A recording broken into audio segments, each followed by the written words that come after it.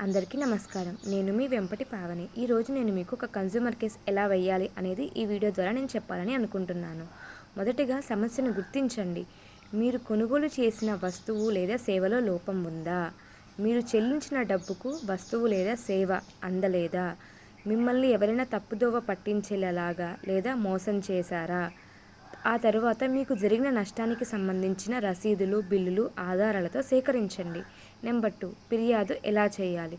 ఫిర్యాదును తెలుగులో స్పష్టంగా మరియు సంక్షిప్తంగా వివరించండి. ఎప్పుడు కొనుగోలు చేశారు? ఏమి కొనుగోలు చేశారు? ఏ వస్తువును మీరు పొందారు లేదా ఏ సేవను మీరు పొందారు అనేటటువంటిది వివరించండి. మీకు జరిగిన నష్టానికి సంబంధించింది వివరించండి. ఆ తర్వాత మీరు ఏమి కోరుకుంటున్నారు? పరిహారం, డబ్బును కోరుకుంటున్నారా లేదా వస్తువును కోరుకుంటున్నానా అనేది వివరించండి. ఆ తర్వాత మీ యొక్క చిరునామా అంటే అడ్రస్ లేదా ఫోన్ నెంబర్ను అక్కడ రాయండి. ఆ తరువాత మీకు వీలైతే ఎదుటి వారికి నోటీస్ అనేది పంపించండి.